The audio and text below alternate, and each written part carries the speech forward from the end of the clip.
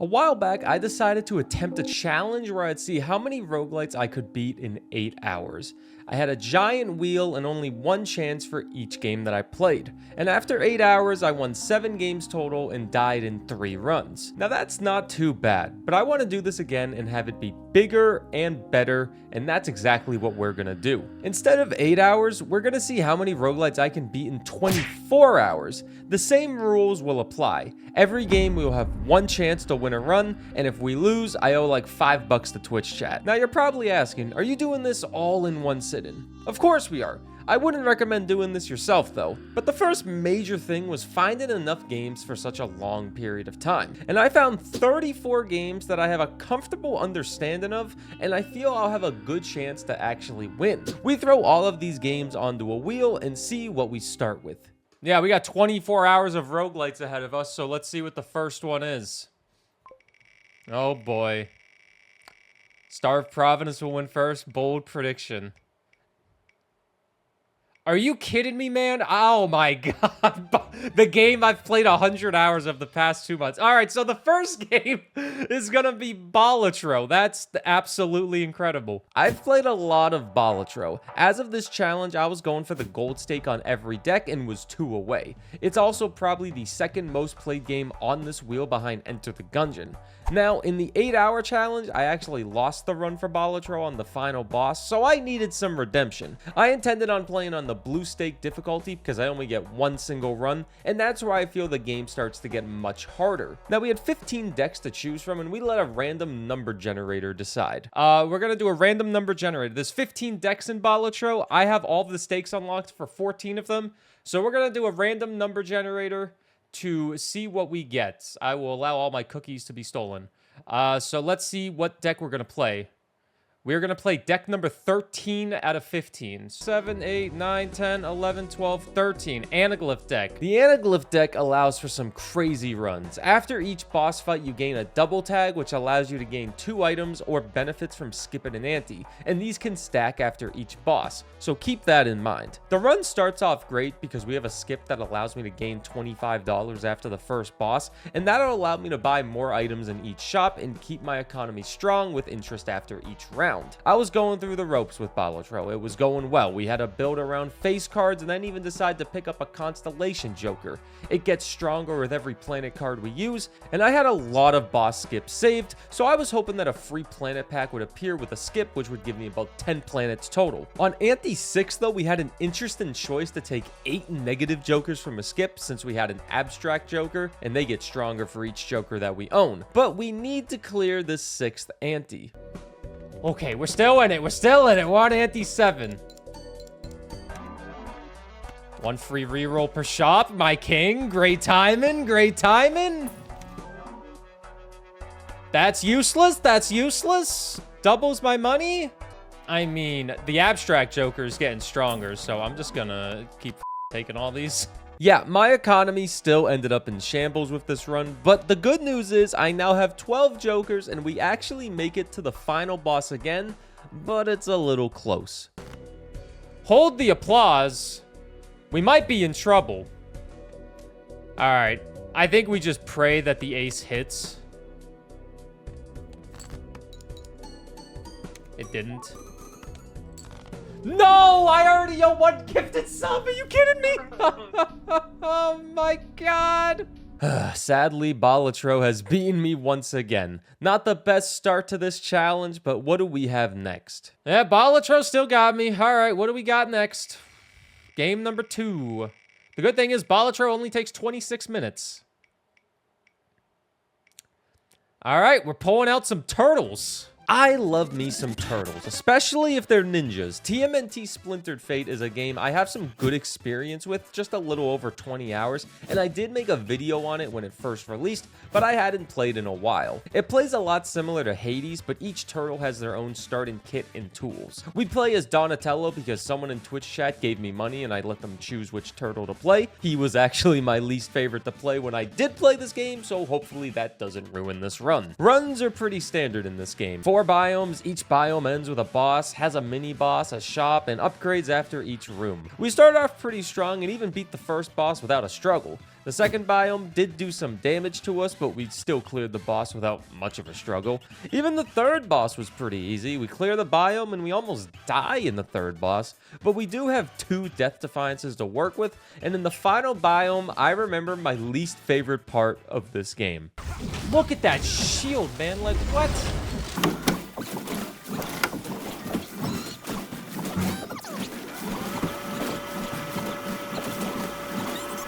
Oh my god. That shield is just indestructible, man. The shields are so strong in this game, and it makes this final area kind of terrible.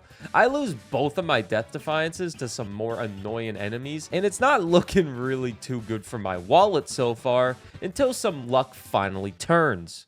I get a revive! Oh, we're cheating. Okay, we got another revive. I needed that. I listen. Burr, that's cheating. No, it's not. It's in the game. That's smart. That's smart. We get a free revive. Well, it's not technically free. It cost me 500 scrap, but we get an extra life before the final boss, Shredder, and now we just need to win. Dude, he's easier than the goddamn regular enemies I faced. I am one energy of manifested reality. Oh, okay. Well, wait a minute. Wait a minute, he's cheating. Mystic Shredder? What does that even mean? Oh, come on! What? What is this?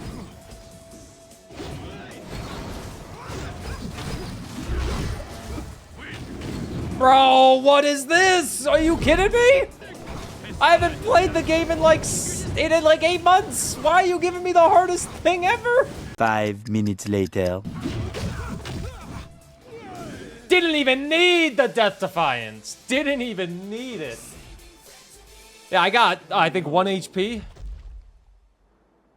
Doesn't even tell me how much I have 16 HP. All right. We got our first win of this long challenge and load up the wheel for what's next. Game number 3, though.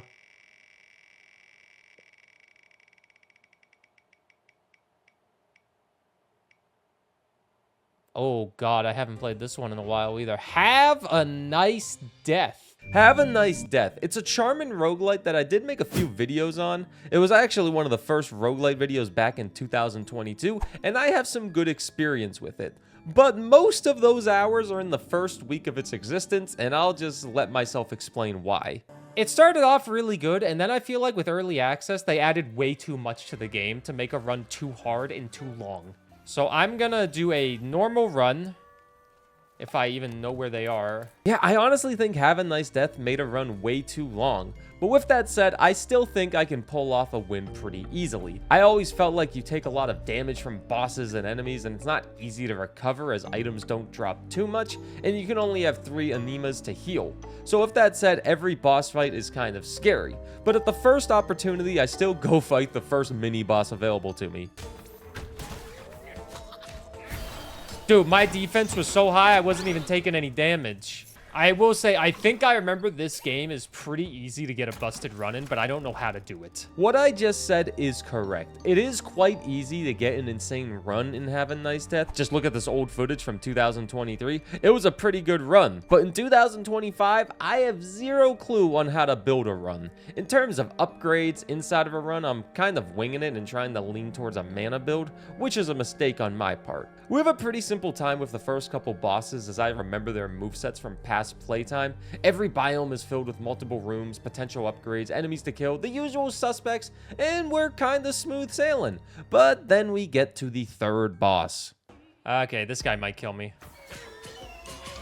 I vividly remember this guy beating the crap out of me the last time I played this game.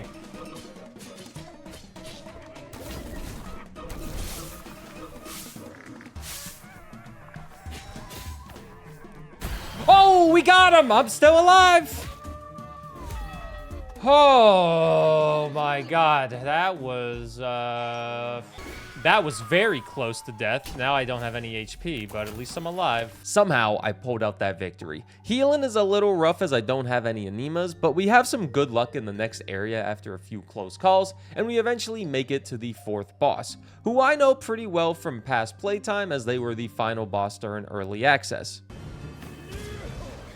Oh my god.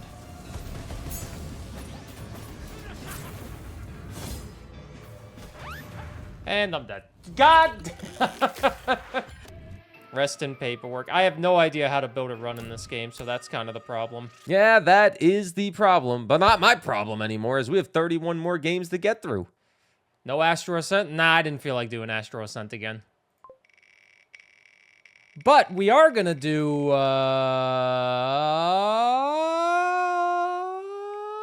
whoa, I've never streamed this game. Deadzone Rogue is one of the games with the least amount of time played, but I still believe I can easily pull out a win.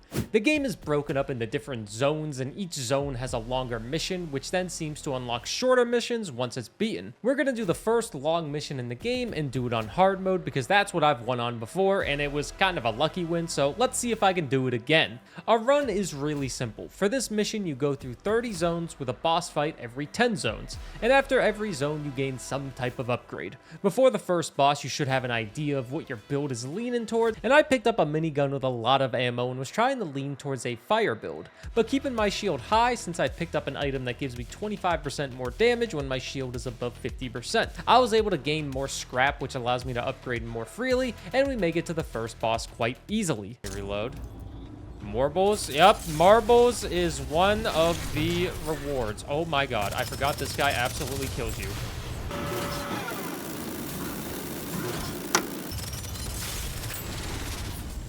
I won't lie to you, got a little scared there. I did get hit once, but we're alive, and shortly after, we have another close call. You guys are roguelite players as well. You ever just have a run where you... Oh my god. Where you don't feel like you're actually gonna win? You don't feel like you're gonna actually win. That's this run. I have 38 HP. Yeah, like I said, it was not feeling too good, but we kept slowly increasing shields, leveling up this minigun we got. The second boss in Zone 20 was not a problem and barely touched me. The last 10 zones went a lot smoother than you would expect. We wanted to gain fire damage on the minigun, but we somehow gained a lot of crits and started to melt everything. We do have a close call in the last zone before the final boss, but we prevail and have a chance to win our second game. Oh, I don't get a heal station before this? Oh, this is bad. Oh my god, I'm melting it though.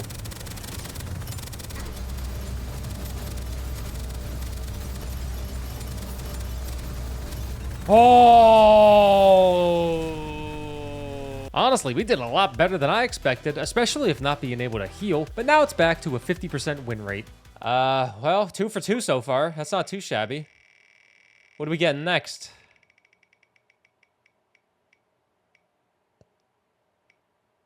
Ooh.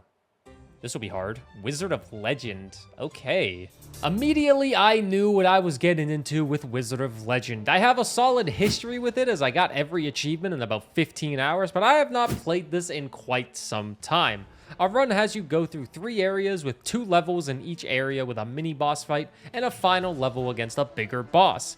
This game is not easy. You get hit quite a lot and there aren't any iframes, so you can get stuck in a position where you're just losing HP fast. I started the run without changing any of my arcana, and arcanas are your main way of attacking. They're your special abilities, and the ones I have equipped are the ones I used when getting all the achievements. But not playing for a couple years definitely shows. I'm buying potions to heal in every level, but I did make it to the first boss.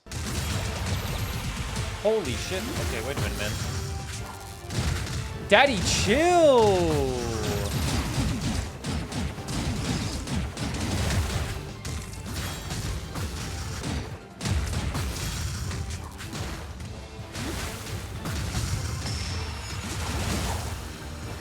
Victory is mine. We got the first guy down. A little close, yes, but we did it. The second boss is in the wind biome, and it's similar to the first. 2 levels ending with a mini-boss, lots of fighting, and me getting hit a lot. We clear the first mini-boss, but we end up staying in a lot of trouble with how much I get hit, and we somehow manage to survive until the second mini-boss, and it's a close fight.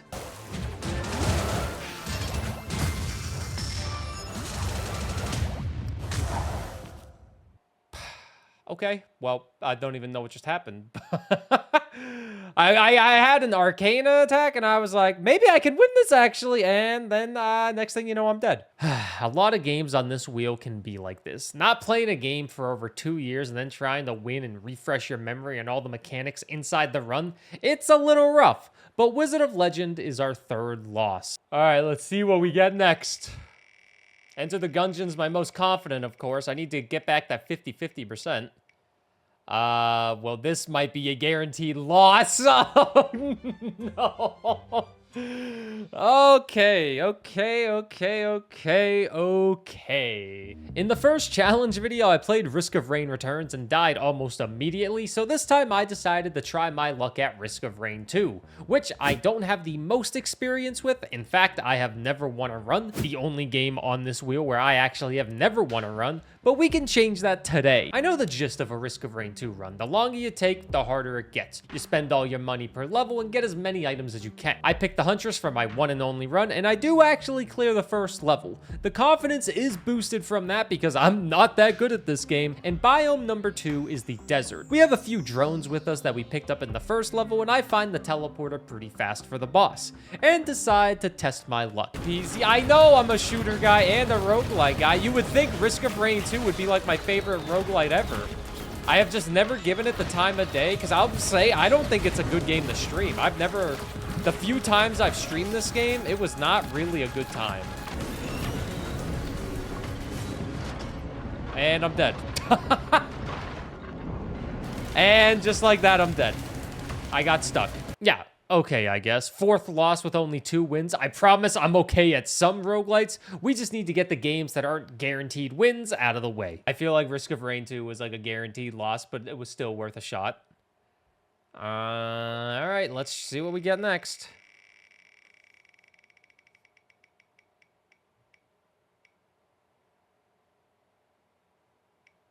Oh, come on.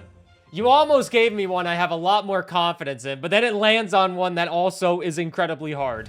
Jesus Christ. This is another game that I haven't played in a bit, but I do have some experience with it, and I have cleared a full run a couple of times. Sadly, this game is hard, and it's definitely one of the harder games on this list that is more likely to result in a loss. And trying to relearn the mechanics is rough. I also sucked at capturing this game on OBS for most of the run, so I apologize there, but I am getting beat up left and right. The game is great, I will say that. It's just really unforgiving. Well, I am doing some dumb things here and there as well. I didn't expect the wheel to run out of games, but with how quickly I'm losing some of them, it might happen.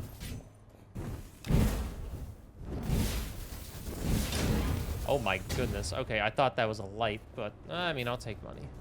With something like that, you can tell how this run will go. I started relying heavily on the bow a lot more in my secondary slot, and that's when I started to get back into the rhythm of this game. I even faced one of the many mini-bosses and came out on top. I wanted to face them to get rid of the curse I gained, because you will gain curses in this game. Every room you go into gains 30 on your curse meter, and once it hits 120, you get a random curse. But this game is hard with health, and well, that was a trap. It was a trap. I think I'm gonna be dead. That's a rat.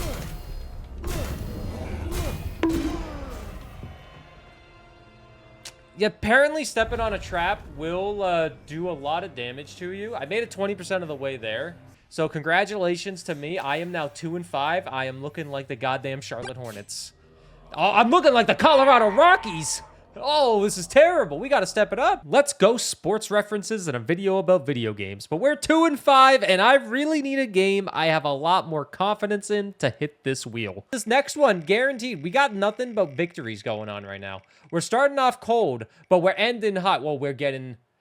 Ooh. Okay.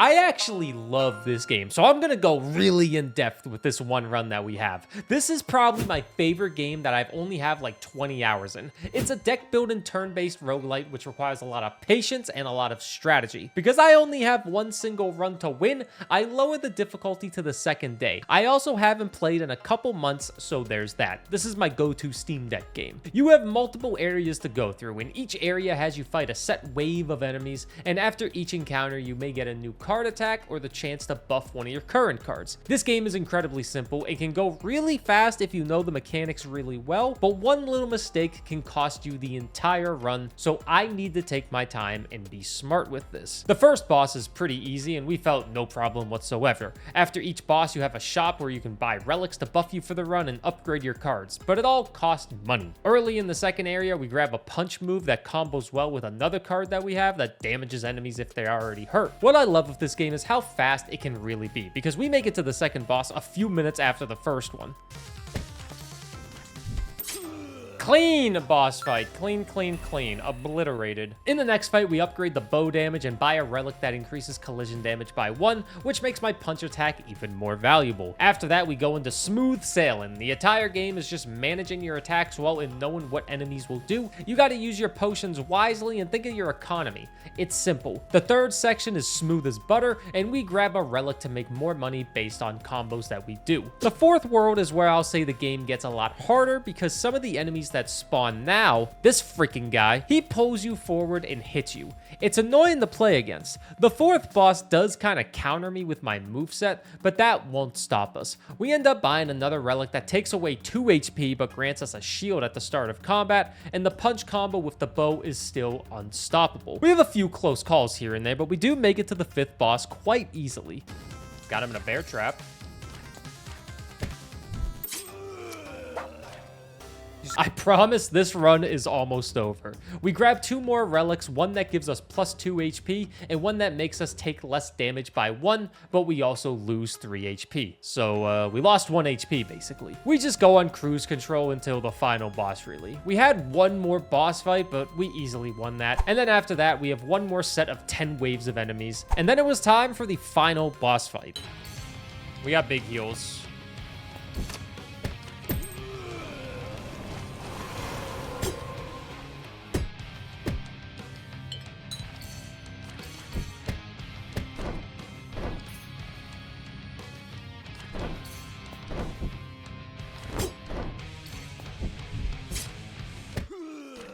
Woo!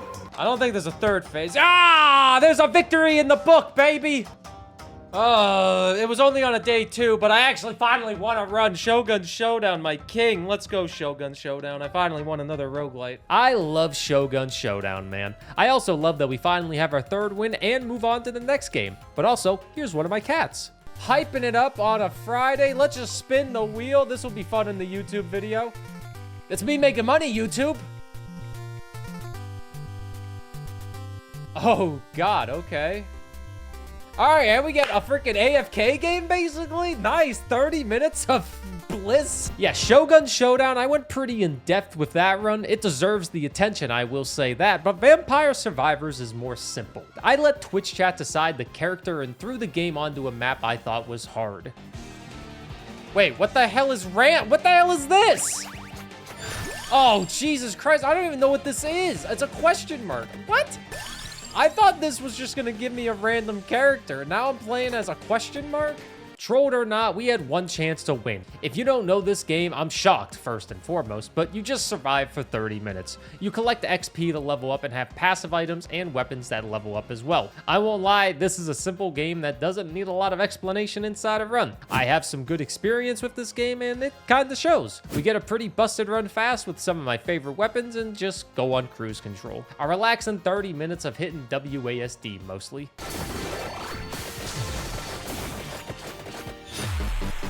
It says game over, but stage completed.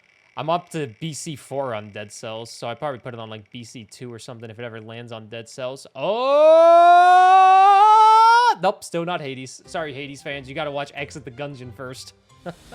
It's not as good as Hades, but it's still pretty damn good. I definitely don't have as much experience with Exit the Gungeon compared to Enter the Gungeon, but I've still cleared it multiple times. Runs feel much shorter in Exit the Gungeon, but also it's more of a platformer compared to a top-down shooter. You pick your character, they all have a set route in terms of which areas you'll battle in, and the game is constantly switching your weapons with blessed runs. It looks a little chaotic, but the hitboxes are also pretty generous, so it's not as bad as it looks. I always say the skill from Enter the Gungeon transfers over well, and we start a little rough, but easily make it to the first boss.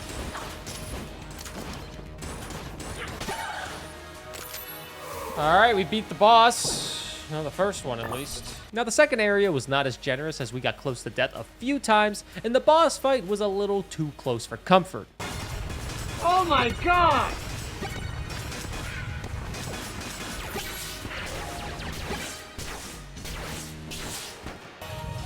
My god, dude, it's an MMA fight.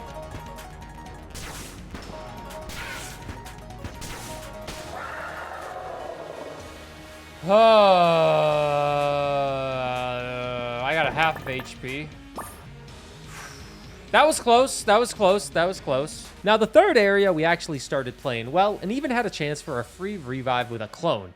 So, if you don't know what the clone does, well, I guess would a clone count in this type of run? If you die and you have a clone, you just go back to the beginning of the game with all your stuff. We don't need a clone. We're built different. Clones are for chubs. Chubs? Chumps. Also, just remember me saying this about the clone item. And then on this third boss, we finally started playing at our full potential.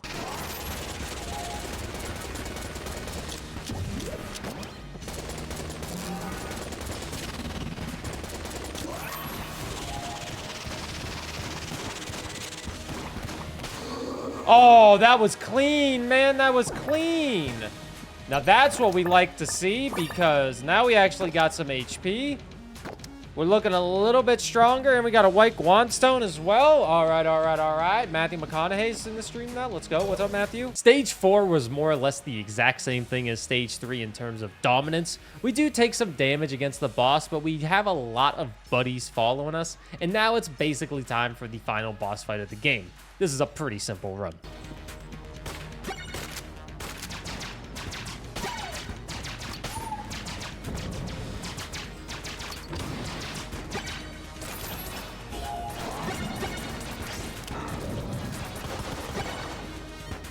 This should be a win, but oh!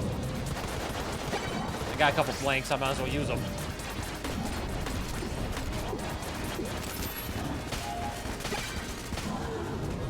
Okay, okay, okay. Not too shabby. A couple close calls, but it's good to know that I still got it and exit the Gungeon as well. And just like that, we battle back to a 50% win rate on this wheel. Now, can we actually get more wins than losses? What do we got next? Oh boy, oh boy, oh boy. Okay, this is gonna be an interesting one. This is probably the longest game on the wheel in terms of a single run. I have a lot of experience with Darkest Dungeon 2, but it's set up a little differently. It has 5 chapters total, and every chapter is about 4 hours long, minus the first one where it takes an hour and a half, I'd say. Obviously, it varies on skill and whatever you're doing inside the run, but with that said, I wanted to try and win chapter 1. It has you go through less areas compared to any other chapter, and you also don't need to fight a lair boss to gain access to the final boss. But I will still fight one to make it a little bit more challenging. Darkest Dungeon 2 is more roguelite than the original. You make a team of 4 characters, and each one has a unique playstyle with what moves they use and where they should be used inside the party. I spent 6 minutes trying to make a solid team that has strong riposte and solid healing with good blight damage. I haven't played any Darkest Dungeon in about a year, so I was not the most confident going into this. The first of 3 areas is essentially free. You have a small fight, and we win that easily. After that, we have 2 longer areas we need to go through, and each area has unique enemies, hazards, and a unique lair boss. And in between the areas, you rest your characters at an inn. And in the inn, you de-stress your characters, work on their relationships, as having them be friendly with each other is very important, and buff their moves if you have mastery points. The first area we go to is the Sprawl, and somehow we already have a negative relationship, but this Sprawl isn't too bad. The fights are pretty simple, and we don't have anything negative happen. What we want to be concerned about is the second and last area before the mountain, and it's the Tangle. Everything inside this area is fine. We have a lot of regular fights, and I know how to handle those. Playing through the game, you learn which enemies you should focus on first, and I have that knowledge. The scary thing is the lair boss. We get to the lair and easily win the first 2 fights, but now it's time for the scary stuff. This lair boss, I won't lie, I didn't know their gimmick even after playing this game for 100 hours because I usually avoid this fight because it's terrible. Boss fights in Darkest Dungeon 2 also take a while, but you can see how this ends. Like, why is A1 still being strangled? These are the questions that I have for the world. Slow suffering begins. Now 2 people are being strangled.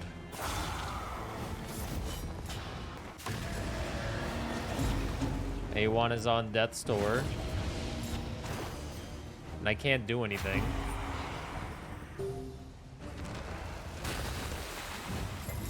Agony. Now we're all being strangled.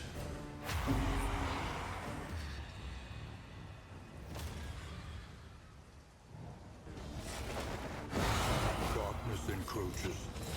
Inexorable. Oh, I can finally attack. Thank you. Fellowship forged through toil.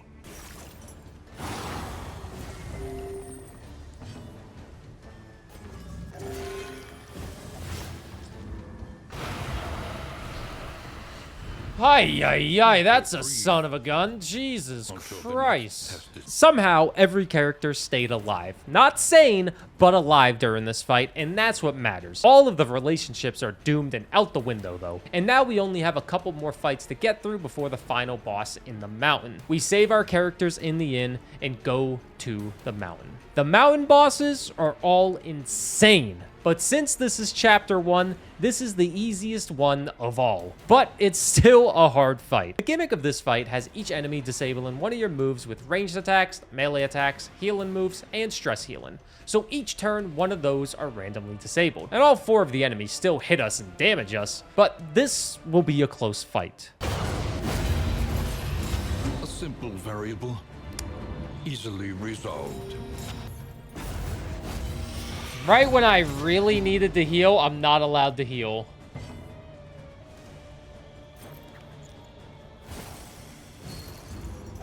Oh my god. I got 2.5 people on death's door. Oh, we got a resolute. Wait a minute. Can you heal somebody, please? Oh, no? Okay. Let's try to lower your attack. That is so unfortunate. There goes my main damage dealer. Must end. Alright, well, Joel's dead. See you later, Joel. I know what you're thinking. This is looking really bad. We'll be fine. We'll be fine, trust me. We still got this. We can't use ranged attacks, which is fine. Variable can make all We can the heal. difference. And that's what matters. Alright, well, the good news is he's dead next turn, no matter what. We win.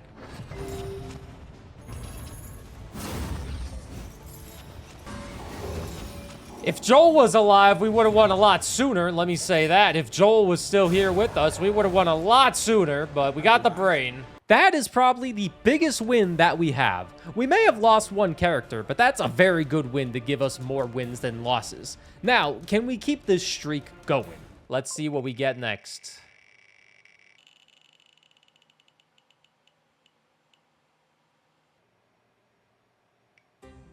Okay. This is another hard game as it's made by the same devs who made Curse of the Dead Gods, but I have far more confidence in this game despite having less hours in it. You play as one of many fairy tale legends and battle your way through 3 areas, and after 20 minutes in an area, you face a hard boss. You can face them faster if you want, but inside of each area has tons of enemies, side quests, items to pick up, ways to level up your character to become stronger. I have won a few runs in this game, but it's definitely one that I wish I had committed more time to, but just haven't had the time. I played as the Pied Piper because I remember really liking the rats. Rats, we are the rats. In the first chapter, I spent the whole 20 minutes running around, killing enemies, and I don't think I did a single quest to help enhance my character faster besides killing enemies. And after 20 minutes of goofing and gaffing, we faced the first boss.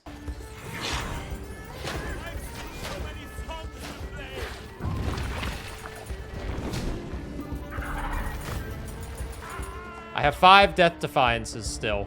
I may have died early in the fight, but this game is generous with Death Defiances as it's a more so made for co-op, but I had 6 Death Defiances going into the first boss, and with that, we obviously beat the first boss, as I remember their moveset pretty well, and only had 1 more death after the first one. So going into Chapter 2, we had 4 free revives, and Chapter 2 was not pretty at all. I did not feel strong at all because I don't think my Chapter 1 performance was on par with what a win and run should look like because every enemy was incredibly strong, and then we ran into a mini-boss that's tied to a quest. Yeah, I tried to do a quest, and it was clearly a mistake.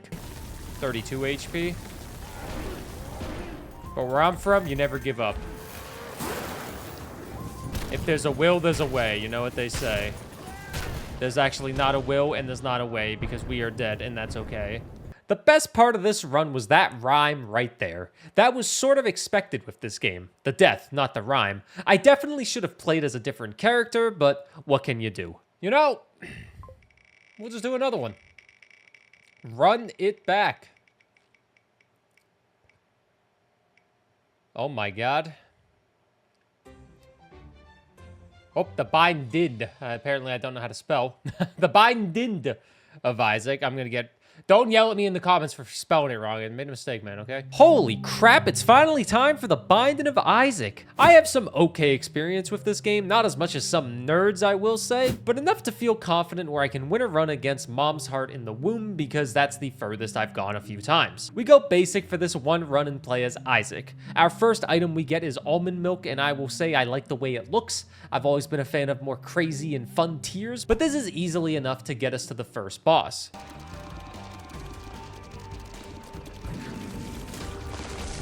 All right, we're here. We got range plus tears up with Mr. Dolly. We got tons of hearts. All right. Hey, not too shabby, huh? Mr. Dolly seems like a good item to have as well. Second area isn't too bad. I do get hit a few times by Dingle, but still come out victorious, and we pick up Brother Bobby from the Devil. We get less health, but we have a ghost following us now, so that's nice, right? I don't know anything about this game. The third area is where I feel this run starts to gain some potential because I gained the fruitcake item and that just made all of my bullets absolutely insane. We start clearing rooms much faster and more efficiently and make it to the third boss. And I won't lie, we easily make it to the deaths as the fourth area is obliterated with these items and my health isn't looking too bad. And then I get hit. And then I get hit some more, and then the next thing you know, we're about to die to the boss. I ran into that. Okay, wait. I have... Every loss is a gifted sub. We have to keep that in mind.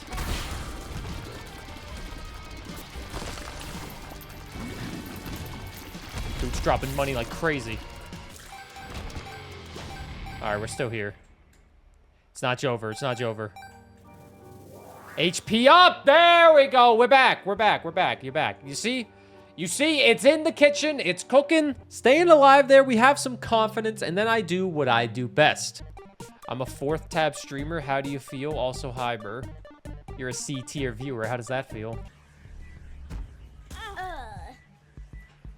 I was insulting Twitch chat, and that's what I deserve. Are you kidding me? I died by some dark... Oh my god. This is probably the most embarrassing death on this challenge so far. I swear if I didn't walk into that spike, we would be celebrating my victory in the Binding of Isaac. But alas, what can you do? All of these are pretty doable with wins. I'd say the ones I'm least confident with in terms of getting a W, FTL, Revita, Voidigo, maybe Drill Core, but everything else I'm pretty confident. So let's see what we get with 21 games left.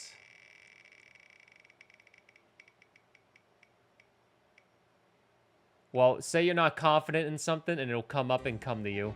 So I guess Revita, you're up next. It's a funny world we live in, huh? Well, Revita is a game I put a solid 20 to 30 hours in a couple years ago, and I enjoyed it a lot. It was one of my earlier videos on this channel, and I did end up clearing a few runs. Revita is unique because you sacrifice your health to gain items, and you can gain as much health back as you want if you can avoid getting hit and playing well. Each area has multiple floors, and once a floor is cleared out, you move on to the next one. For this run, I decided to go with the sniper rifle as my starting weapon as it has great range and damage, but the fire rate is kind of messing me up because I do not like how slow it is. I'm not playing too well in this first area, but luckily do have a couple of shields to tank some hits for me. I'm good enough to easily make it to the first boss, who is not much of a challenge. We beat them quite easily. The second area, I do start to play a lot better in terms of keeping my multiplier up, and I start to get into the rhythm of the game. It's fast-paced and charming, and I start getting a bit more HP as well. It's all looking up from here, and it seemed like we will tie up the win-loss counter at this rate, but then the second boss strikes. I think I just messed up, man. I think I just ruined the run. I think I just put on like a super hard boss. I shouldn't have went in there. I think I accidentally turned on a cursed boss or something because the screen has that slight tint to it.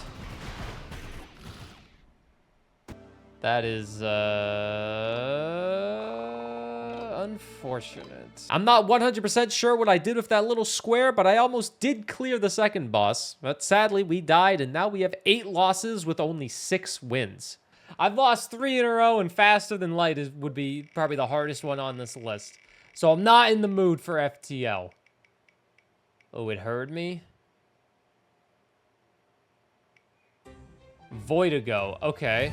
It is time for the game that I have the least experience with in terms of hours played, but it is a top-down shooter which gives me great confidence to actually win. I've won before on the Rogue difficulty, and we're gonna try that again. You don't start with a lot of health, but besides the incredible graphics and art style, this game has a lot to it. You can start fighting the boss of every area quite fast, but you need to unlock its health bar by hitting these crystals that are scattered across the map. Every area does have some challenge rooms that can give you weapon rewards or new items, and you have a shop. It's your general stuff in a roguelite. The first boss isn't too bad. We do get hit a few times during the second phase, but we can call that warming up. Between each area, you get thrown into a little safe world that allows you to trade your items in for new buffs or even more HP. We do that on this one to get a little bit more HP. Now, one of my favorite parts of this game is the wacky and weird weapons and items. And in this second area, we start getting really weird. We get a gun that shoots bats, and we end up having a few buddies following us around. This does make the second boss a tad easier than the first. Come on, frogs.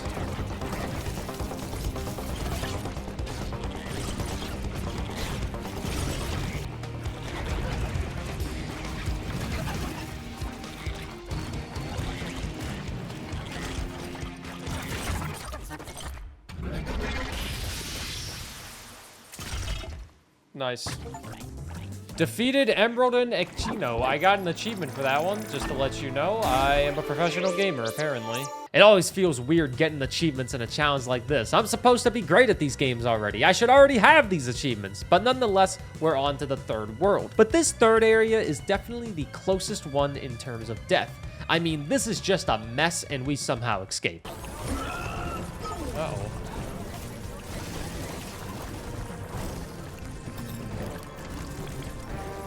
We're back. We recover a bit, and next thing you know, we're on the second phase of the third boss fight.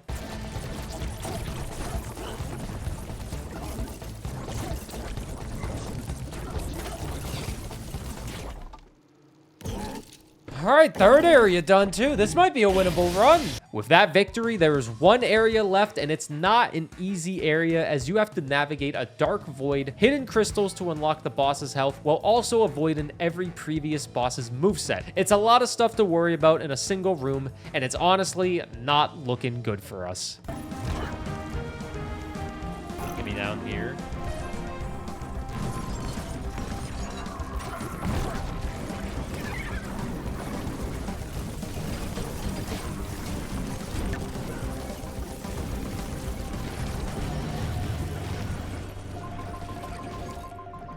Oh, no. Oh, dude, all that, and I die on the final boss. It's really disappointing when you die on the last boss in a game like this. A run over 1 hour long, and you die at the very end. Well, what's next?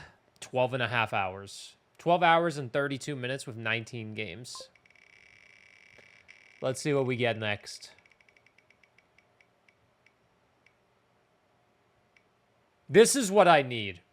This is what I need. This is silly. This is fun. It's kind of like Balatro in the sense you want a totally busted run and you get dopamine from it, then sure. I haven't played a good amount, but have beaten it on every difficulty. And with our one run, we go to the most standard map with the pyramid. The gist of a Ballionaire run is that you're trying to score however much money the tribute wants in a certain number of throws. After each throw, you gain a new item to place on the board, and a lot of items synergize with each other based off being carried, deposited, bounced on, or just not even touched. The game has 9 tributes total in a run, and each tribute scales as the game goes on. This is a simple game. Early on, I get a piggy bank, and if I can deposit a coin ball in there, it holds it and gives me $800 per coin ball held at the end of each throw. So my goal is to get as many coin balls as possible to deposit into the piggy bank. The first handful of tributes are kind of easy, and the piggy bank is slowly carrying us to victory. We have a credit card item towards the top of the board, and that drops a coin ball on every roll when it's not on a cooldown. This is a hard game to explain, I feel like, but watching it, you probably don't get it either. So let's fast forward to the final tribute where we need $1 million in 7 rolls, and now let's let gamer me try to explain the rest of this instead of editor me. This is a last-ditch effort to try to get this multi up. Every ball that hits the kitchen sink will give this a 2x multi, and I won't have to worry about the whistle. This is a last-ditch effort. I did not want to get rid of that, but I feel like I had to, because I really need this to get a bigger multi if I want to win. I have 4 drops. 11.71, you see that? Oh, yeah, baby. That's a victory right there. Oh, you see that? 712,000? Yeah, I know how to play this game. Yeah, we'll just put the hammock down.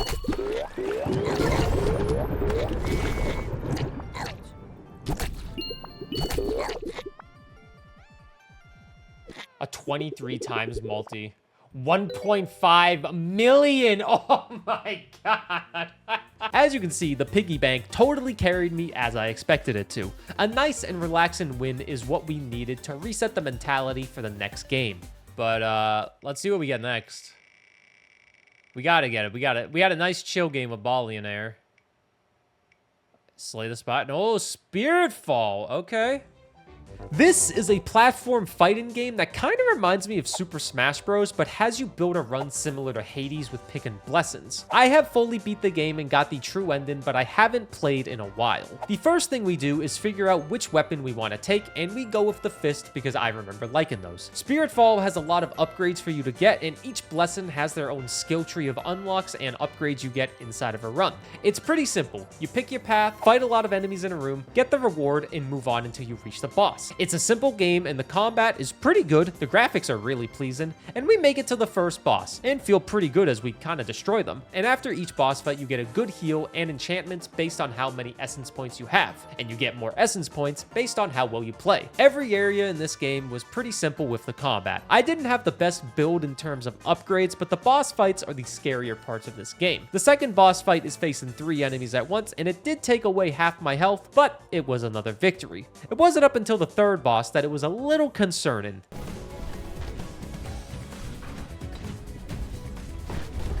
Holy shit.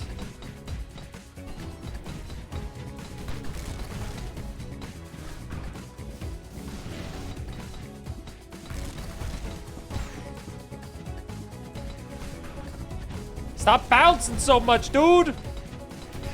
Oh! Okay, it was close, but it won't be that close for the rest of the run. The fourth biome wasn't too bad with enemies because at this point I remember all the mechanics, and the boss fight isn't too bad. With that fourth boss fight down, you'd say that's a victory, right? No. We have one more area to go to. After a handful of rooms of just pure combat, we make it to the final boss, and we are looking for our 8th win in this challenge.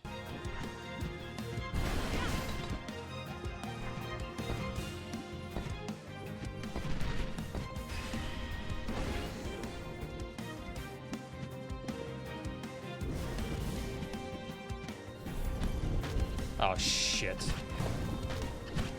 Ah, shit!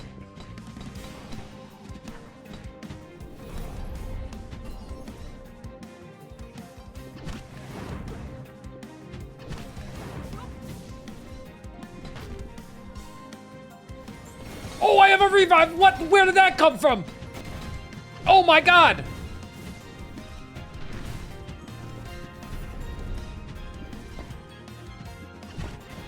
Oh, we just dunked her, man.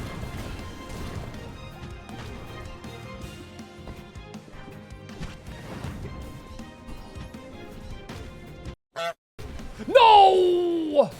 Oh, damn it! It felt like a miracle was in the works, right? But alas, that's the 10th loss in this challenge. Let's see what we have next. Oh my I still got some ones that are kind of more free for the win, but we will see if I can actually pull it out. Next game we get is... He's Burr. He's Bob. A thrower. He is called. StarVaders. Ooh, this is one of the best roguelites of 2025. It's another game that I don't have a lot of playtime, but in those few hours, I have actually won multiple runs. We will play on the easiest difficulty and play as Roxy in the Gunner class because it's the one I knew the best. The easiest difficulty is still not that easy. StarVaders is a deck builder turn-based game where you go through 3 areas, and in each area you have multiple battles and end in a boss fight. Typical things in a roguelite. We know this. Inside the combat, you want to avoid enemies getting too close to your side. If you get 5 doom points, then your run is over. The first area is pretty simple. You pick which fight you want to do, and each fight gives you a reward. And I typically take rewards of card upgrades because I feel like the base cards for Roxy aren't too bad. We make it to the first boss pretty easily and have a fun fight ahead of us. Okay, they both have shields down.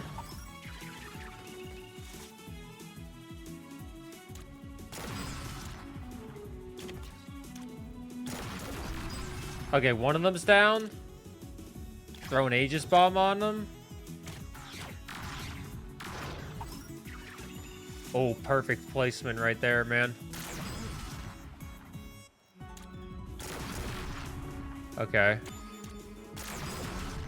Okay, first boss is done. All right, first of 3 bosses done in StarVaders. It's more stressful when you only get 1 run and you know you have $7 on the line. Hey, I'm already down 70 bucks. What's 7 more? But the first boss is down. Every area adds new types of enemies and hazards to worry about. It's really the same as the first area. 3 fights to do before a boss. I took the upgrades as usual and bought 2 extra cards to benefit my attack cards, because there are shops in this game. And then it's time for my favorite boss fight with the Mega Blob. Its name tells you what it is. You shoot it, it spawns a lot of blobs. But it isn't too bad. I have some cards that allow a lot of attack cards to become free to play, but we escape this boss without gaining any doom and grab a relic that allows movement cards to be free on the first 3 turns. We have 1 area left to clear to win a run, and let's just fast forward to the final boss because that's what we want to see, right? We got ourselves a good run right here, that's all I'll tell you. We got ourselves a really good run right now.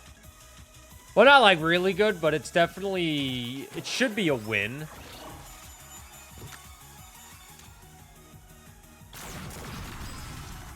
Got 1 head down. But once I get these down, I'm going to need to do more. So it's not like a guaranteed win yet. Oh, that is so unfortunate. I was hoping for a little bit more. Got 2 heads down.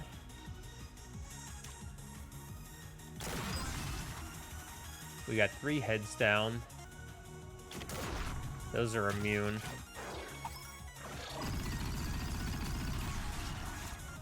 Alright, now I need to get up in that bitch. I think I can just shoot in there, though. We gotta shoot this down.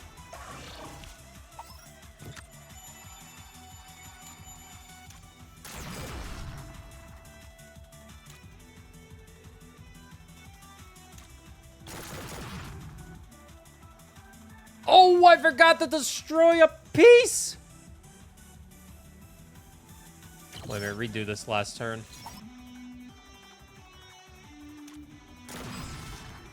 Life comes at you fast, you know. Oh, yeah. Is that a Fall Guys beam in the center? It may be. There we go, baby! That's a needed win after a few tough losses. Now, can we actually keep this momentum up? But let's see what we get next. Sorry, Neon Abyss. I just think you're only okay. But we get... Oh my god, is it time for Gungeon? Oh, are we going 9 Kings? Oh, 9 Kings. This is a fun one. This is a great game. I may only have a little over 10 hours in it, but I beat the game within 9 minutes for an achievement, so it's safe to say this is a shorter game. It's in early access as of this video, and when I did this challenge, they just reworked the meta progression, so I needed to reapply all of that before we actually got started on our run. But this game has 9 different kings to choose from, and each king has their own starting cards and castle that you you need to defend. It is a shorter roguelite as a win and run happens in 32 years, which is 32 turns, but I play as the king of nothing and throw it on the count difficulty, which isn't the hardest, but it's up there. It's a simple game. You defend your town, well, you watch your troops defend your town from an attacking king. You beat them and you get to choose a card from that king and use it in your town. Throughout the run, you have events that can boost your towers, a lucky event, wage wars on new kings, and make peace with others if you don't want to fight them anymore. And you just want to get the most busted run possible. And I actually get one. This run is so simple, and within 18 minutes, we win the run without a problem. It's super weird. It feels like I'm on a holiday. I know, right? What is it, Christmas?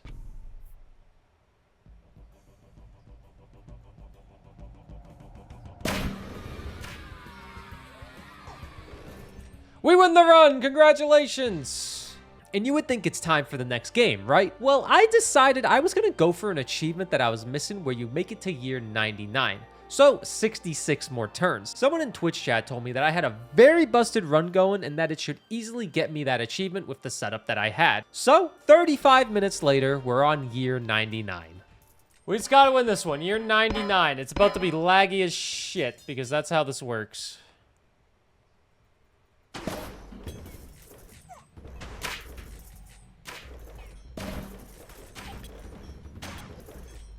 They didn't even stand a chance. I got the achievement, and that's a mega win for this challenge. Now, what's next to top this great run? Honestly, a lot of bangers left on all of these games. These are all pretty much bangers, so let's see what we get next. This is great.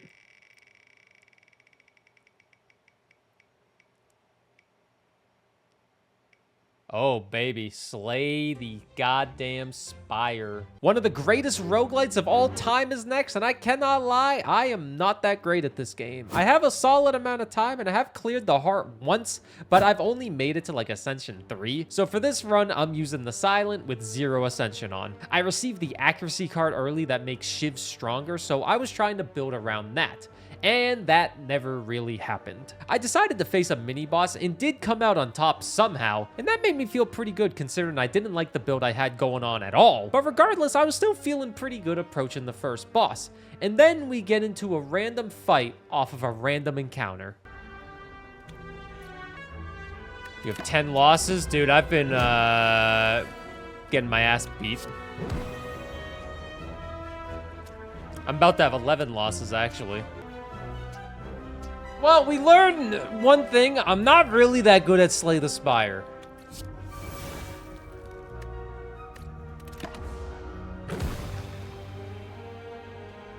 I let him cook. There was literally nothing I could do.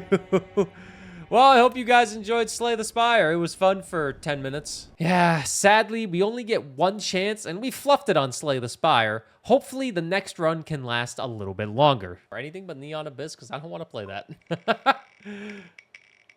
What do we got?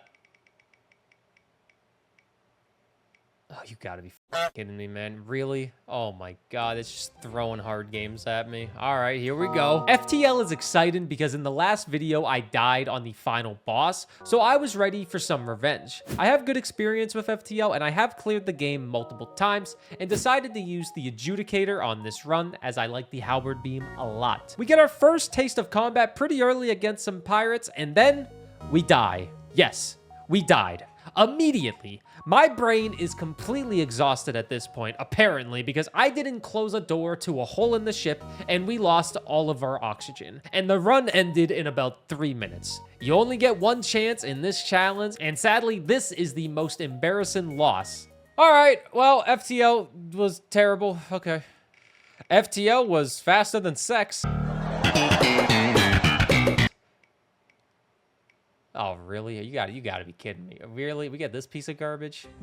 You get this C-tier game? I did not have nice words for this game, apparently, but I also don't find it that interesting, I won't lie to you. It was definitely my least favorite game on the wheel, but I have cleared it a lot and have good experience with it, so I threw it on. It does have good variety of character options, and I went with a more basic character who can lift some objects. Not that I'm ever going to use the ability, but Neon Abyss is a simple game with platforming from room to room, killing every enemy, collecting bombs and money, and eventually finding the boss on the floor. floor. The runs are a little long, but you can get a busted run pretty fast, and early on, I felt pretty confident because of some busted guns I was finding, but I didn't find them until level 2. So we cleared out the first couple bosses easily, and the third area also easily cleared out. I got extremely lucky with some insane guns. But area 4, everything changes for the worst when I buy a dangerous mine. Listen, I don't know what these items do, but it looked okay, and it leaves a mine behind you every time you jump. And those mines can damage you. So, you know where this is going. Less than 10 minutes after grabbing those shoes, my run is derailed and we die for our 13th loss. Why doesn't this game let me drop an item after I pick it up? I don't know, but I'll never play Neon Abyss 2. We have 9 wins and 13 losses with just over 8 hours remaining. Let's go, baby. Let's go. Lock it in. Clock it in. Give me Enter the Gungeon. Get me that W. It knows what it wants. Let's go. Enter the Gungeon, my favorite roguelite. I have a crazy amount of experience with it, but in the 8-hour challenge, we had a comment on the video saying how using the gunslinger made it a little too easy, and I agree. So this time, we're using the Marine. The first dungeon is typically the easiest, and we clear it pretty fast. The negative thing, though, is we don't have any good weapons or keys, and we can't go to the first secret dungeon because I accidentally shot this water barrel, so no extra resources. We go to the first boss with our one terrible gun and start blasting. I hate this gun, but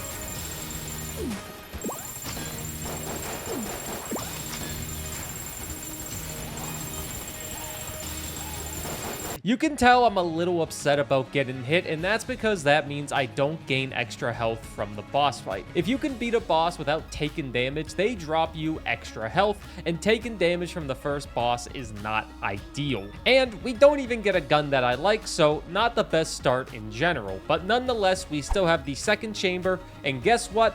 I sucked during this chamber too. I'm losing all my shields left and right, and I still cannot find a single weapon that I have some competence with. I did spend most of my money for an extra heart, so now it's like I did the first boss without taking damage, but I don't have any money now. But we can easily beat the second boss without taking any damage, since this anvil gun seems to be okay.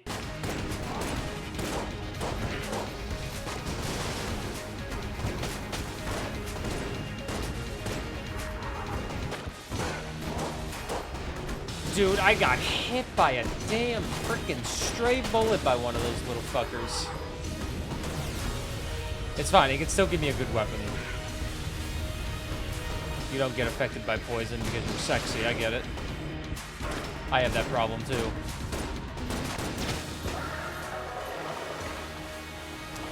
Oh, I got hit twice. We still beat that sexy beast and didn't even get a weapon, but at least we're really fast now.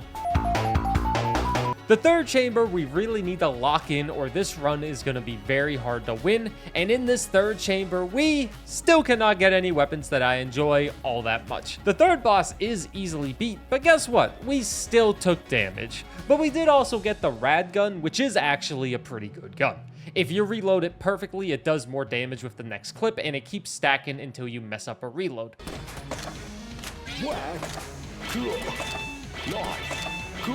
So we basically use that weapon almost exclusively in the fourth chamber. And this fourth chamber, I'm falling apart even more. And then everything changes. Go.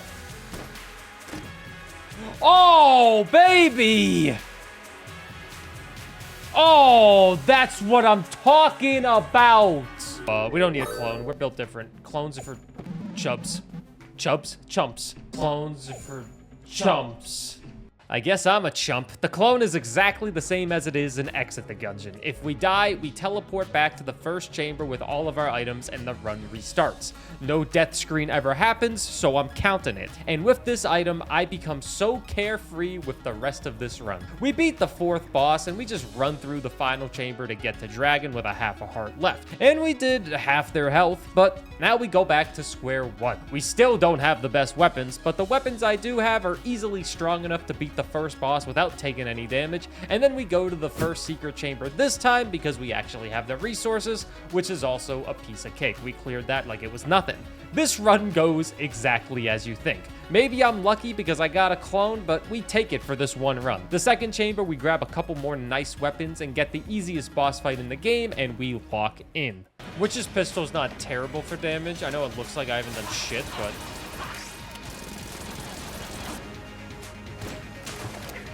I'm gonna see how much the elephant gun does. That's probably better.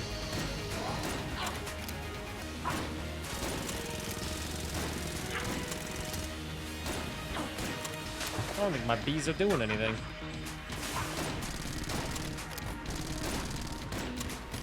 I don't think my bees did anything, but that's fine. We're still here. 17 hours in, we're still here gaming. Third chamber is just as clean with this second run through. We end up grabbing the machine pistol that has a synergy on it, and that's one of my favorite weapons. We almost exclusively use that for the rest of this run, unless it's out of ammo. The third boss results in another master round as it's a very clean fight, and now we're in chamber 4. We don't even need to discuss the rest of this run. If I lose the run with that much HP, then I want to be flamed eternally and banished to hell. The fourth boss does hit us, but it's nothing. And the fifth chamber doesn't really stand a chance with the amount of weapons we actually have, and we easily make it to Dragon again.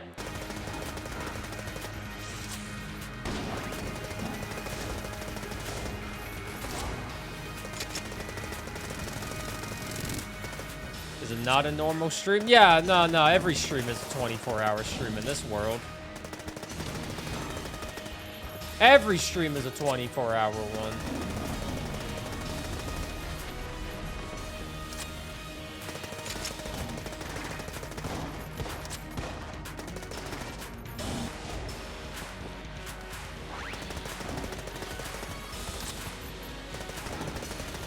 Oh, one tapped him. Get out of here. Enter the Gungeon has been beat, man. Absolutely obliterated that second attempt we got. Thank you. Thank you, clone, for giving me another chance on my best game to make me not look like a fool and a master round to finish it off. And I'd be pretty embarrassed if I lost on Enter the Gungeon, even if it was 17 hours into a gaming session. But what game can we dominate next? Gamers, we have 11 games left. We got 6.5 hours left. We haven't seen some big ones. I really want a Dead Cells run. I can't force it, but I really want one. Oh my goodness.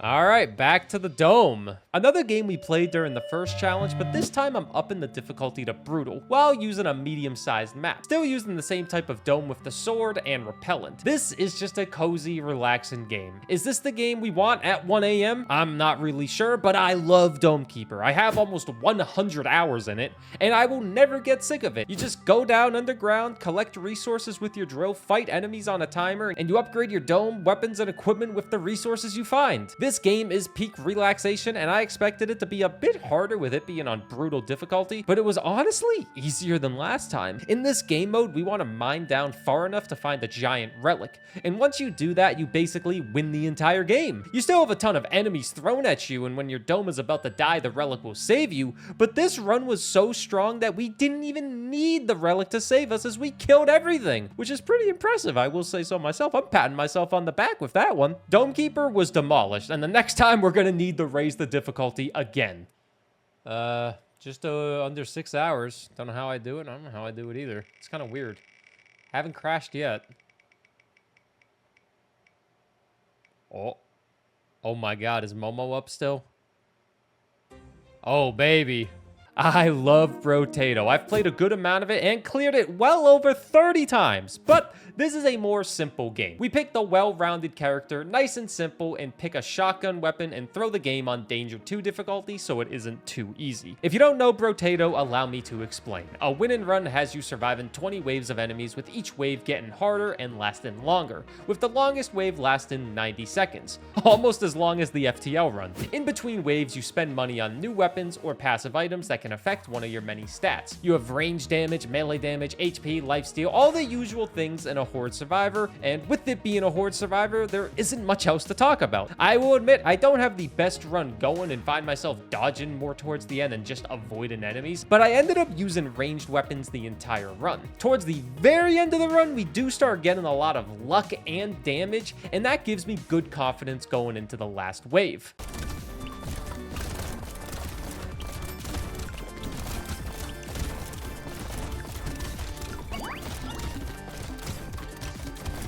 Say anything. We could lose at any second. And what I like about Brotato is I don't gotta kill the boss. I just gotta survive for 90 seconds, even though I think I could kill the boss. Just give me another minute, but oh my god, are we actually gonna win another game? Are we gonna win again? Oh, baby! I haven't played Brotato in like 2 years. That's 3 wins in a row, and we are on a roll. And take a quick 2-minute break to love my other cat who came to visit me and question why I'm up at 2 a.m. But then it's back to the wheel. 9 games left. What do we get next? What do we get next? Oh god, this is gonna be a tough one at this state of life. This could be a tough one. Star of Providence is next. Sounds like the tiredness is getting to me as I've been playing video games for 19 hours in a row, but Star of Providence is one of the games I have great confidence in. I've played it for a little over 15 hours and have cleared the game multiple times. It's a bullet hell game that has you play as a little spaceship and travel through 5 levels, with each level housing 1 to 3 mini bosses, a final boss, a lot of rooms to fully clear, fun extra levels, shops, and a free weapon and upgrade on every floor. It's one of those games where the better you play, the more points you get, which then allows you to buy more items in a shop and get better guns, items, or upgrades. This run should be easy for me. I know almost every enemy's moveset, and it shows as we clear the entire first area without getting hit once, including the boss fight. The second area is not as clean as I do get hit a few times, but we gain more HP from health shards, a little bit of damage, and a nice railgun that has homing shots, which results in another easy boss fight. But this gun will be gone eventually, as every gun does run out of ammo besides your starting weapon. The third area, though, is kind of the same. I'm fine at this game and even got an upgrade that could help guarantee a win. Purchases are cheaper, immunity to lightning, frost, and hazards, revive on death with extra damage explosively. I mean, it's obviously you take the revive on death in a roguelite challenge where you get 1 run to win a run. Hell, with how I'm playing, we might not even need that extra revive, but you can never be too sure. We also get the more annoying third boss fight.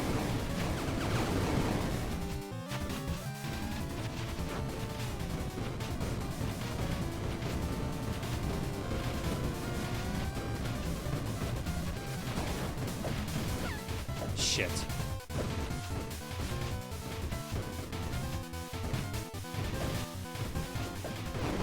All right. We take the 2 HP here because I'm honestly kind of weak. Not as bad as I thought it was going to be, but we're on to Chapter 4. Every floor does introduce new and harder enemies and has you face more mini-bosses, but with our upgrades and previous experience, we're doing quite well despite being clearly sleep-deprived. 1 upgrade for the floor gives us a lot of HP, and then we have the boss. I always get hit by damn firewall.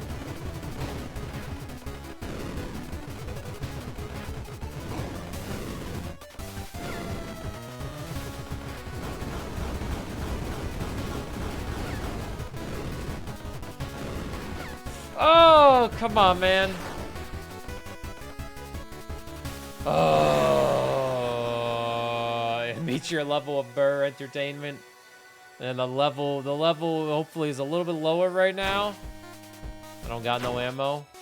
Oh, I'm goddamn 100 away. Not even 100, I'm 60 away. We're so close to that extra health in that store, but that boss did us dirty with how many times they hit us, and it wasn't even by Christina Aguilera. We're on to the final floor, and we obviously make it to the final boss. We have that free revive if I really mess up, but let's just see how we do. The only thing good about sword is it deflects bullets. I don't like it anything else. I'm not a big fan of it, but I might be eating my own words because it is fucking going clutch right now. This is a proper bullet hell? I agree. One of my favorite games I've picked up this year.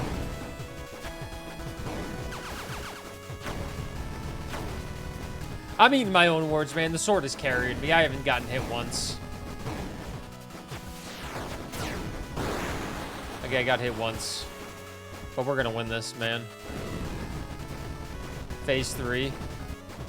I ate my words. The sword has been nuts. Oh my god. I can't believe I said I didn't like the sword. Oh my god. Nothing like winning a roguelite 19 hours into a challenge. I love this game and I'm happy I didn't choke it. But what's next? We have just over 4 hours left. I have a cat on my lap. It's 2:47 a.m. 2:47 a.m. There's 8 games left. Let's see what we get. The cat has left my lap.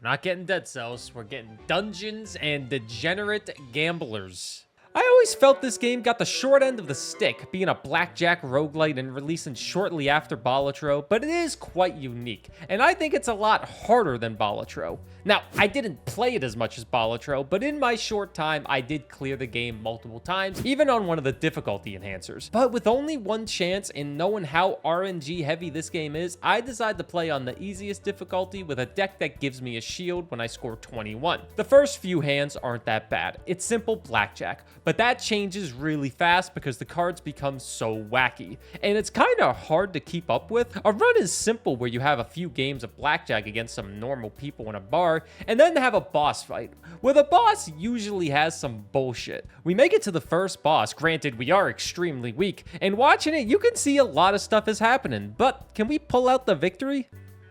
We take this. This game is so overcomplicated with it.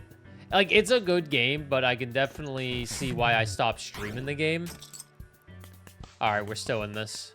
We're still in it with a solid 9 HP. That first boss was not a good indicator for how this run will go, and this second area did result in some victories. The shield was definitely carrying me as I could not seem to heal, but I accidentally hit with an 18, and that resulted in a death. So just like that, we have more losses than wins once again. Let's see what we get.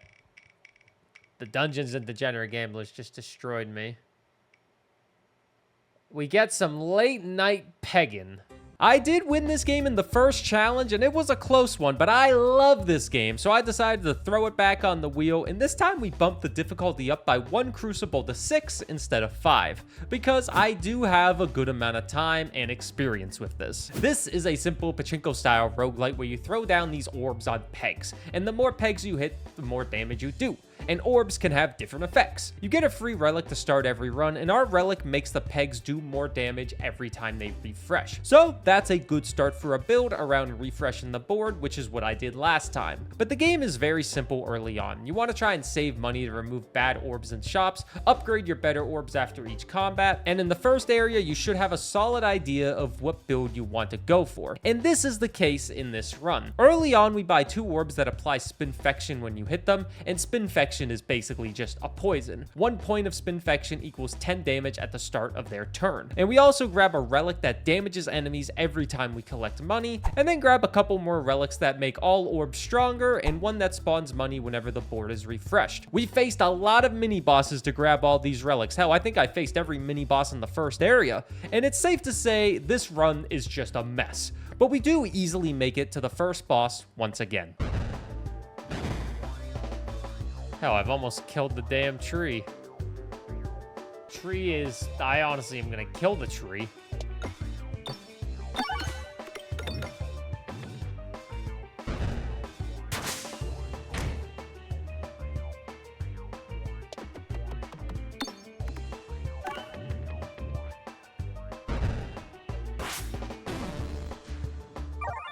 Oh, wow, that was easy.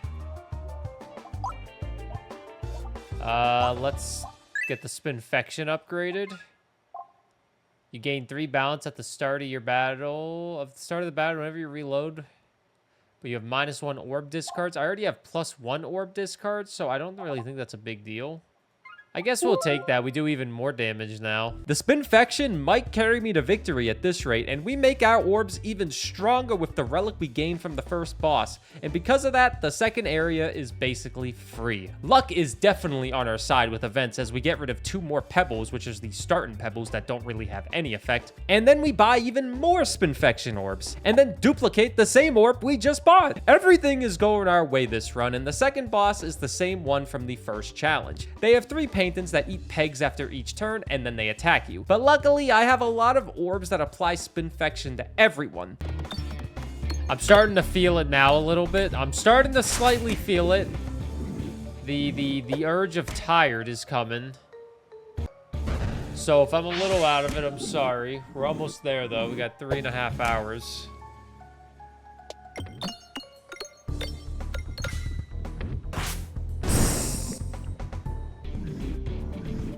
Didn't even hit the orb I want. It's not even hitting the orb I want.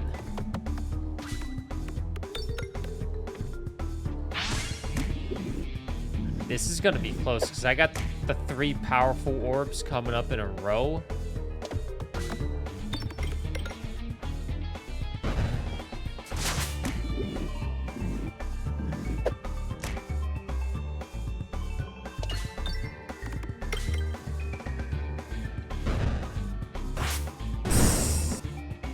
Bam, baby! Peglin's still going. Oh my god, another one? Add that to the crew, man.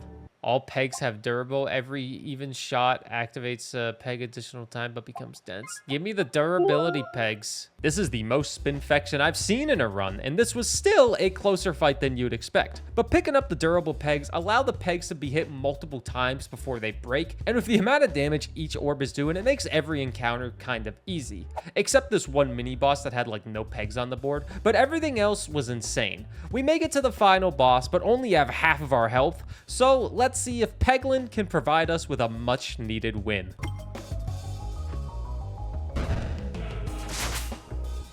Ah, shit.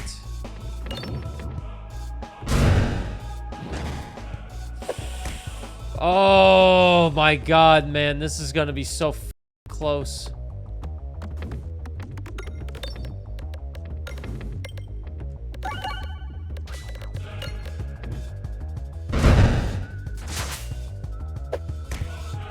Oh! The orb that I need is in 3rd now.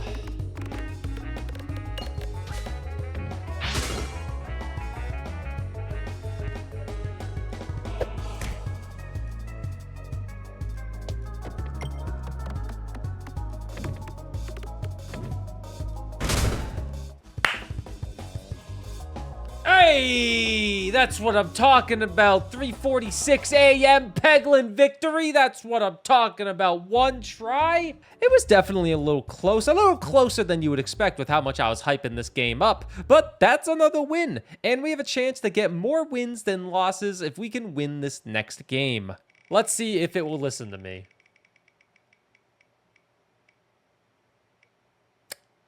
It will not listen to me with Dead Cells, but it will give me another all-time great. Okay. Okay, I like Hades. I mean, I have a little bit of playtime with it and some good experience with clearing a run on 20 heat as my best. But I haven't played in a while, and it's nearly 4 a.m. So I decided to throw this run on 9 heat and use the fist to avenge the loss that we had in Spritfall. Hades is a game where you play as Zagreus as you try to escape the underworld from your father, Hades. You collect boons from other gods, and each god has their own unique style you can build a run around. Our run starts off great early on as we get a hammer that gives our fist more range and damage. We also have the keepsake equipped that gives you a 1.2% dodge chance every time you clear a room fast, and it stacks. My thought was this: if I can get enough dodge chance, that will counteract my tiredness because every time I mess up, I will just dodge it. Pretty good thinking if you ask me. Early on, I get some boons from Poseidon and Zeus. My dash now has lightning and my cast now has knockback. I didn't have a certain build in mind for this run, but we can easily build with this. Zeus was always a go-to for me when I played a lot of Hades back in the day, and this run easily carries us to the first boss. Ha! She stood on a trap.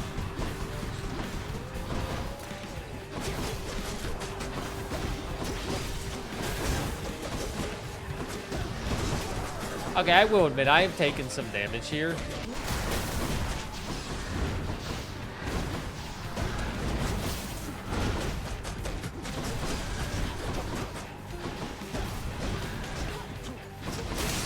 Got him. Realize any more copies, the win-loss counts are right there on the screen. Hey, no worries at all. Strictly I don't business. mind saying, because that means I got something to say. When you're 21 hours deep into a stream, you kind of run out of things to say. You've yapped enough, you know? Like, what do I say now at this point? Oh yeah, look at this Hades run, man. Yeah, look at this Hades run. We clear the first boss without a problem. Did take some damage, but we're on to area number 2, Asphodel. This second area is pretty clean. We get some good duo boons and even ignore a legendary boon for some extra damage. And the next thing you know, we're fighting Lerny, aka my best friend. Lerny, I'm sorry, Lerny.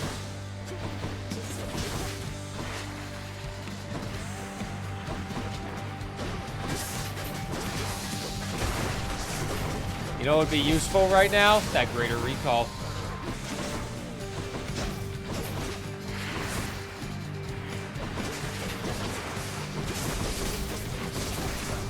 We gotta go with the old classic combo right here. The old classic Meg.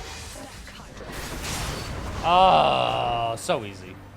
Professional gaming. 2 years later, I still know the strats. Yeah, I know the strats.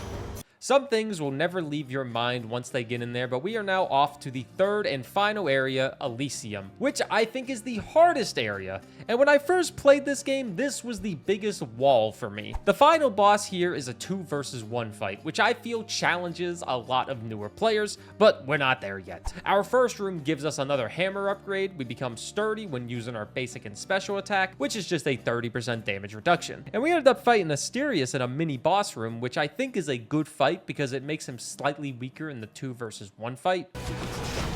I can't remember the total strategy to beat this guy, but I think it's just kick his butt, which is what I am doing pretty well.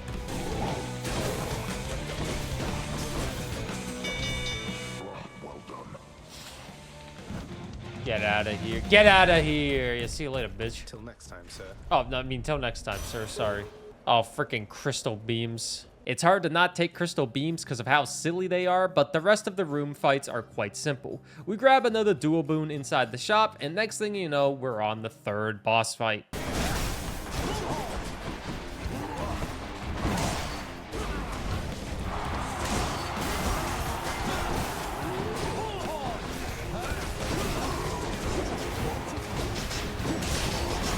We kill the Minotaur first.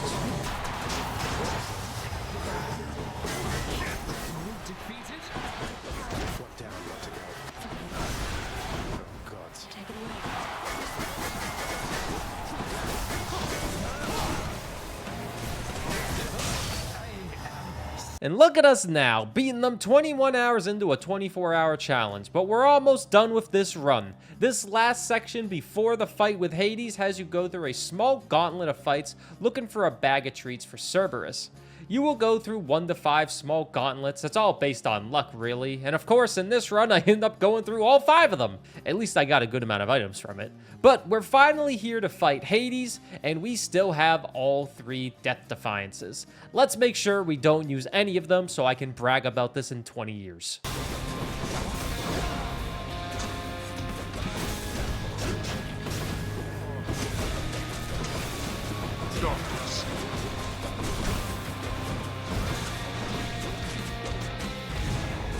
I got hit and that's on me.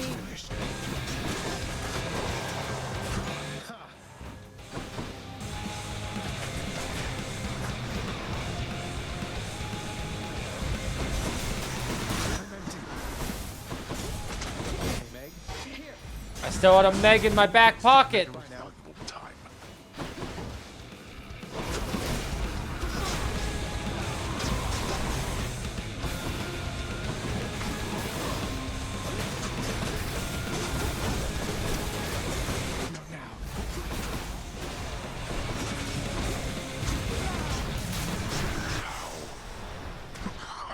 Gotta keep a Meg in your back pocket, man. Well, it's a good thing I had the Death Defiances. It's a little sad that we used one, but that gives us our 15th win in this challenge, and we still have 2.5 hours left. This website runs so poorly. For God's sakes, I thought I was gonna get dead cells. All right, Drill Core is next. I threw this game on the wheel at the last second because I realized it went into 1.0 and I played an okay amount of it in early access despite sucking at it. The goal of a run is to drill a certain distance, and that night you'll have enemies show up that you fight. It's more of a strategy and tower defense style game as you place turrets with resources you mine compared to Dome Keeper where you're doing the fighting. Inside of a run has a lot of upgrades for all the buildings you can craft, turrets, and the miners, collectors, and guards. Each one serves a purpose, and based off their names, you can tell what they do. I like this game a lot, and I'm a little sad I never got back to it because it's making this one run really hard. Trying to reacclimate myself with the controls makes this a lot harder. Our goal is to get to 150 meters, which is 3 levels, but as the days go on, the amount of enemies increase exponentially, and having that extra distance is really helpful to place more turrets. It's not looking too bad, we're surviving, but then disaster strikes on night 6. We got one more. The ones are coming. Retreat to the platform now. No! We survived the night, but those deaths are really annoying because it costs resources to spawn new guys, and we're already running thin on the resources, so it's safe to say this is the start of the downfall. We do make it to the second section of 100 meters deep, but I keep losing workers, and with the amount of resources I'm dedicating to hire more of them, this run is kind of dead. I think this is Jover, man.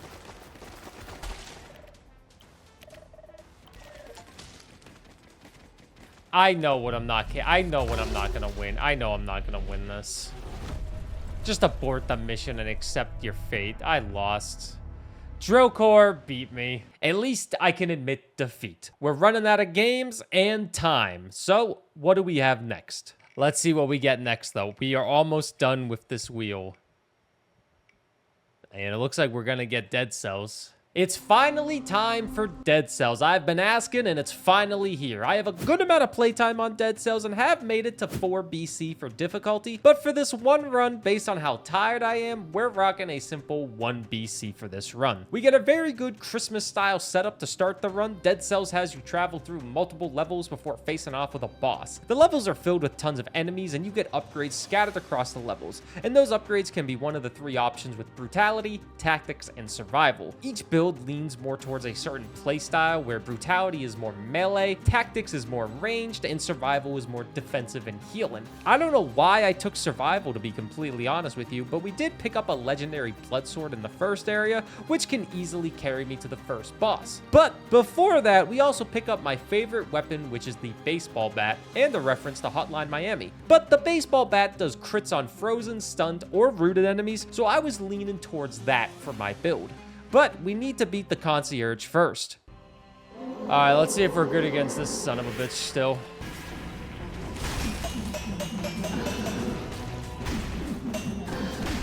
I think the answer is yes.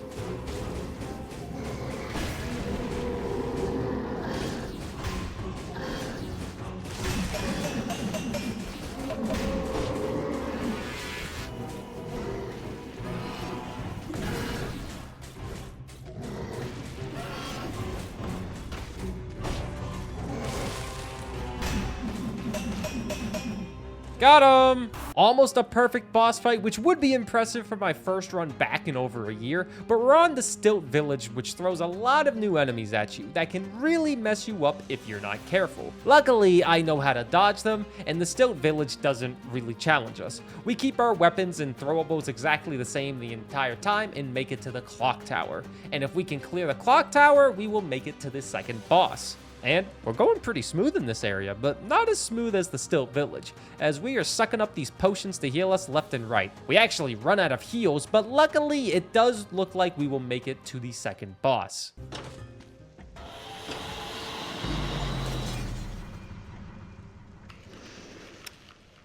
What? I don't know if that's more embarrassing than the FTL loss, but at least I got an achievement for this one. But we have a little more than an hour left, which is plenty of time to do another game. Oh my god, we have an hour and 10 minutes.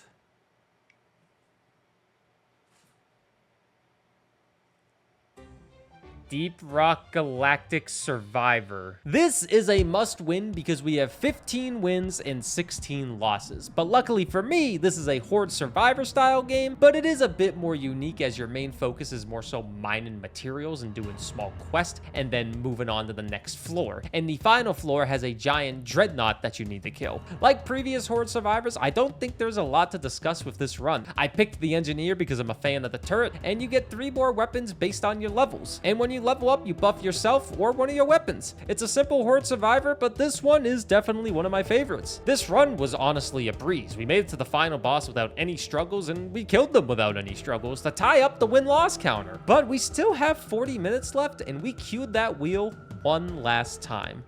What game are we playing? Oh my god, my king. My king! Lock in, baby. Roboquest is...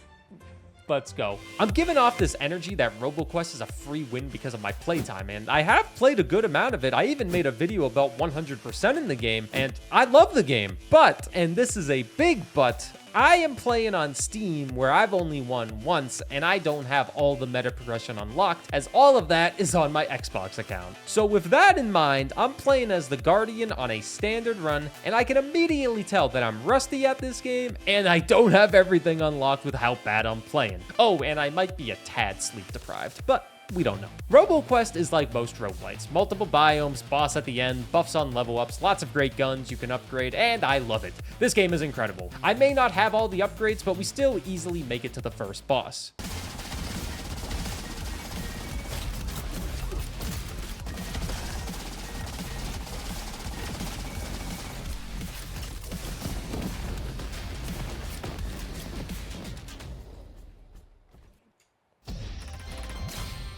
The Tommy gun is one of my favorites, and having it with this lightning status effect is just nice. We use it through most of the second area with the fields, but Roboquest is filled with these horde rooms where you need to kill a lot of enemies before you can leave, and these rooms start to give us some trouble. I was trying to clear a run before the 24-hour mark on the timer, but with how long a Roboquest run is, if I want to win this, I need to slow it down slightly. But luckily for me, the game is pretty generous with healing in between areas, and we make it to the second boss. No! I don't like this boss.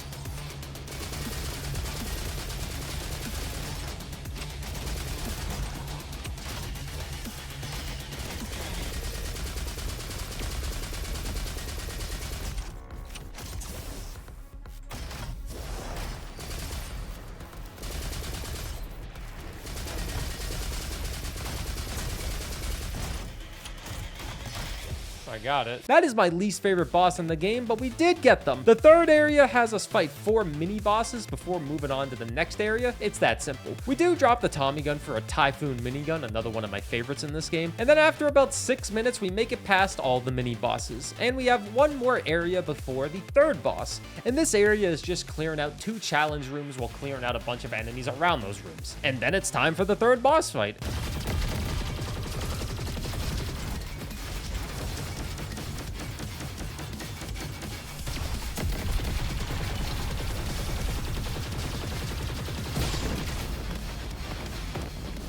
Am I gonna get GTA 6 when it drops? Probably not. I don't give a Grand Theft Auto.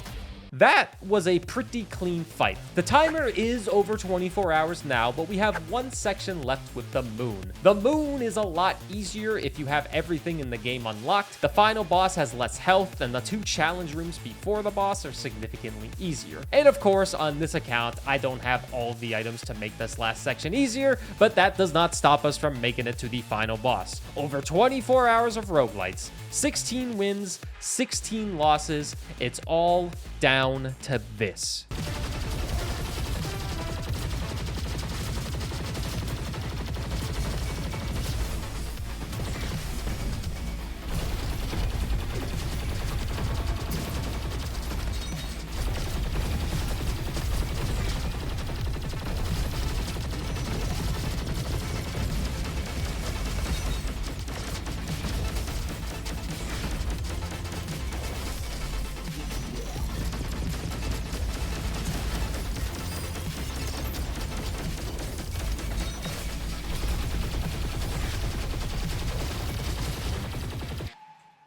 luckily, I think they give you a little health.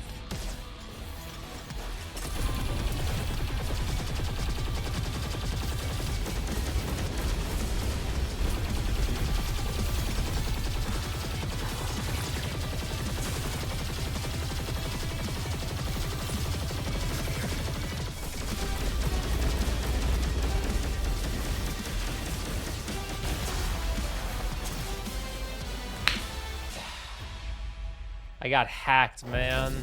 God damn it. That last second hack really ruined the miracle that was in progress. It was so close to a victory, but after 24 hours of roguelites, we won 16 games and lost 17. I expected to do a lot better in terms of wins, but with only one run to win a game, you sometimes just get unlucky or just die in the final boss. That happened to me like with 4 of these games. Either way, it was incredibly fun to replay all these great roguelites and Neon Abyss, despite them costing me $120 in gifted subs. Maybe I'll come back one day and not stop until I beat all 17 games I just lost in, so I get my revenge. Thanks for watching this very long video on a lot of incredible video games. Like and subscribe as it helps out the channel a lot and it allows me to keep doing fun challenges like this. And if you want to watch these fun challenges live, they are all recorded live on Twitch.